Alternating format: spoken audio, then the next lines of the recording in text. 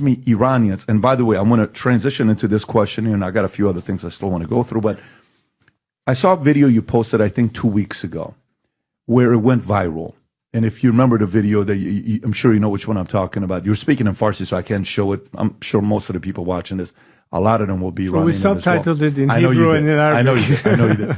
But the last time you and I spoke, I pressed you a little bit at the end about, hey, nobody understands what it is to be the son of your father, the grandson of your Reza Khan, and all these other things.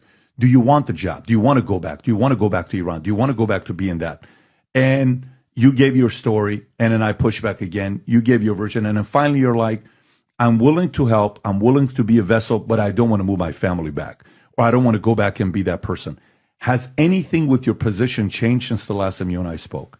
Look, I've always said that my life is dedicated to the liberation of my country, and I've always considered the finish line be the day that Iranians go to the poll and elect their next future democratic government. But as an not you. instrument, as an agent of change who has been called upon, I'm not shying away from this responsibility. There's a tremendous amount of expectations that my fellow compatriots have in the role I can play to help them in that transition. And, I would stick to this line and say, I'm not going to put the carriage before the horse. I think we need to get to the point that then everybody, including yours truly, can say, okay, what's next? But we need to get to that point. And I need to remain focused because I don't want people to be distracted as to a bunch of hypotheticals. You think that way has worked? Pardon? You think that strategy has worked? Well, certainly I get the feedback from Iranians that is positive because they see that I'm not doing this for me. I'm doing it for them. That's a big difference. But again, so you have to realize, I would like to see, you and I have a similar desire. I do as well for different reasons. However, the difference is the following.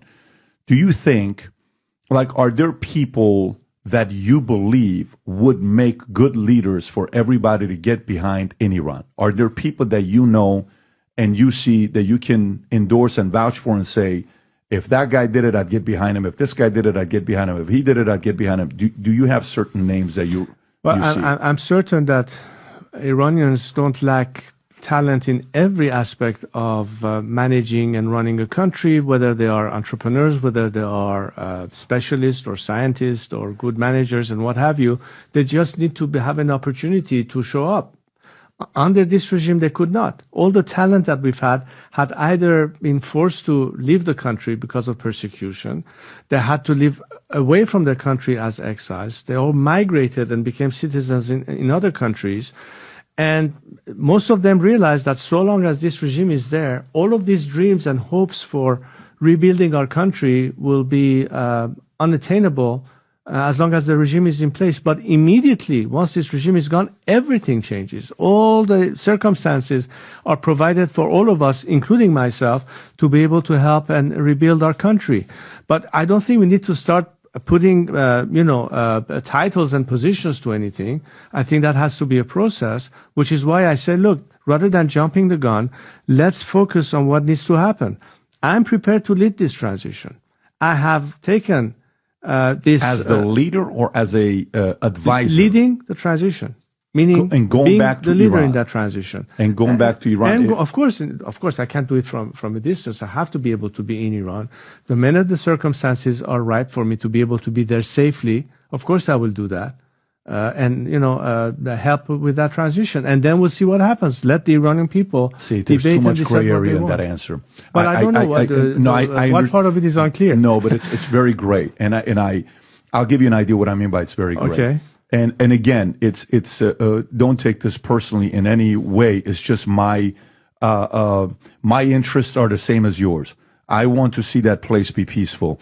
The world, I will feel more peaceful if that chaotic regime doesn't exist, where they look at us as the enemy and the Western, ideology as enemy. And I think the tourism back to the Middle East will increase in ways we've never seen before if that regime is no longer there. And, in business, I know guys that every year they make $10 million, they take 100% of profits off the table, right? And I know guys that they'll make $10 million, they put 100% of $10 million back into the business, and next year they make $20 million, they put 100% money back, and then 10 years later they make $370 million. Then they're like, okay, now there's something that we can do. The current regime in Iran doesn't reinvest the resources in Iran like the way your father did. Your father put money back into Iran, and these guys are taking money off the table for themselves. That's why Khamenei's got a $95 billion net worth, that whole family, and most people are not aware of it. No, I think, if we go back to case studies of what's worked, Bukele was like this. Boom. I'm the guy. I'm here. I want to do the job. Let's roll. Milei, boom. I'm the guy. Screw these guys. We're going after them. Here's what we're going to do. Here's why. I need your support. And he called out everybody. Trump, I'm the guy. Boom. Here's what's going on with America. The swamp is this. Boom, boom, boom. Everybody got behind him. I'm the guy. So a part of voter turnout being that low means there is nobody that's going like this. There's a bunch of gray area, and no one wants to follow somebody. I've been in leadership and business for a long time. Every time I see a company go like this, there's nobody that's casting a real vision that's clear. The concept of casting a vision, Crown Prince, has to be, in my opinion, I can be wrong and I'm very comfortable being wrong. The idea of casting a vision has to be boom. It can't be boom, boom, boom, boom, boom. It's got to be boom. Easy to understand, easy to replicate, easy to share with somebody else, easy to say, I'm with this guy. Why? Because of this. And it paints the picture of the enemy clearly, and people realize who the enemy is.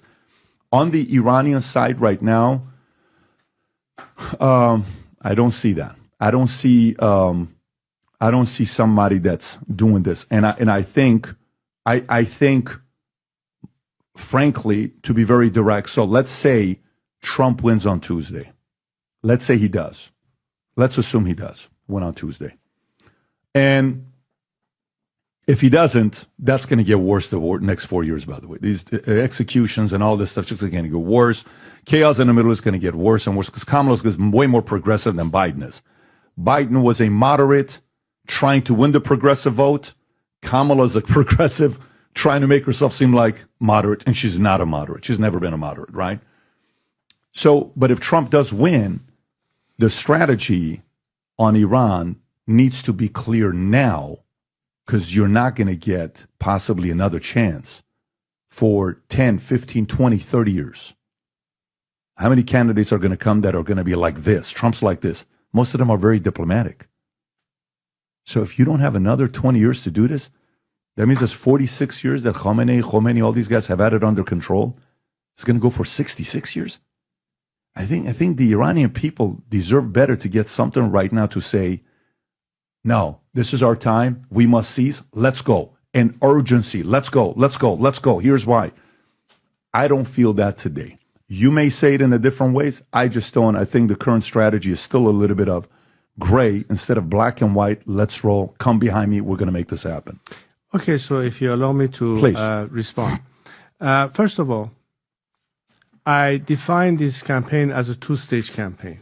And I have a 5-point plan of how to go about it, not only in phase one, which is now, until the regime is no longer there, and then what happens right after the regime during a transition to ultimately a secular democratic system.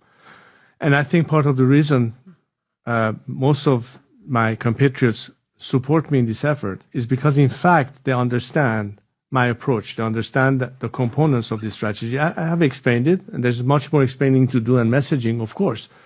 But it incorporates a vision of how to approach this issue. What is needed for us to get there? What do we need to bring maximum support and pressure on the current regime and support for the people? How can we have the Iranian diaspora be effective in influencing foreign governments in coming behind this and help us succeed back home? What happens after Iran changes during the transition period? What is the interim government responsibilities? We have economic experts thinking of the first 100 days of how to run that temporary government. We have legal experts focusing on constitutional law, on truth and reconciliation as to what has to happen with the remnants of the regime and so on and so forth. There is a newer project that I've started a couple of years ago, which we refer to it now as IPP, Iran Prosperity Project, which means what is our roadmap to Iran reconstruction and recovery? How can we bring in the kind of resources, assets, investments from companies and expertise to redress our country's economic woes and problems? All of that is part of the strategy, and it's been explained and it's been discussed. The only difference is that if you think that I have to necessarily say I'm running for office will make the difference. I'm telling you, we are way ahead of the curve arguing this issue prematurely. Right now, my focus is the only job that I think I have, and for which I have the most support from my compatriots, and that is to be leading the transition. But in order to lead a fair transition, you cannot be biased. You have to be completely impartial and neutral. That it's not for me to advocate, should it be a republic, should it be a monarchy. All I'm telling about my fellow compatriots is that for us to succeed, we need to be able to have a secular democratic system. And the biggest lesson we learned under 46 years of religious totalitarian dictatorship is the fact that we cannot achieve the kind of freedoms we want without having separation of religious from government. That's now a concluded reaction, and we had to go through this sad experience to get to this point. Now, at the end, what the people want, we will find out. Let the ballot box define that. I believe in the sanctity of the ballot box as being what determines the issue. And ultimately, the highest instance in any land that people's representative can legislate and decide for the country is the Majlis, it's the parliament, one that we do not have. So I based everything on the transition period, bringing us to a point that we can have that constitutional assembly decide what's best for Iran. And unlike 1979, where Khomeini was an unknown, nobody understood what it means to have an Islamic republic. But they paint the People enemy had so well, to though. vote in plain light with some guy standing with a Kalashnikov over a barrel, and you had to throw in a green or red. But he took a position, though. But he took a position, and the reason that why nobody understood, nobody knew, including the intellectuals that at the time thought that he might be the solution. I thought it was actually a very simple campaign with his tapes, and I listened to a lot of the stuff that this guy, all he's doing is making money. Look at the 2,500-year anniversary thing that he put. That's your money. Why should he be spending all that money? If you make me become the leader, or I'm going to give that money back to you, we're going to share the wealth together, and you're going to have, everyone's going to have rice, and I've heard all these speeches many times. False promises. It is, but it worked, meaning it is, but at least he was casting something. He was casting a vision. I think when good or bad candidate, it doesn't have to be, you can learn from everybody on the way they did it.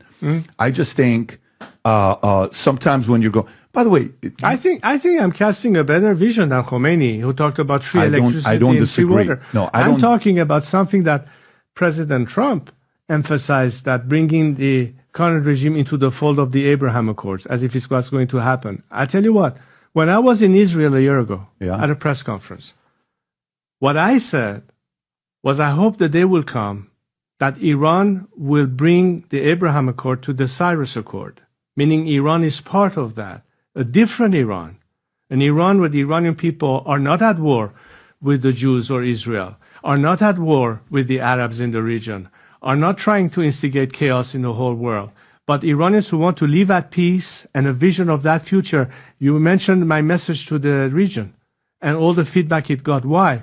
Isn't that a vision I talked about? There is, but respectfully, there is having a clear vision and executing. Well, executing has to have the means, which is why I'm saying it's not going to happen by itself. Let me ask you a question. Part of it is what foreign governments can do. They can be an obstacle to that and make it more difficult for us to succeed, or they could be on the right side of history this time.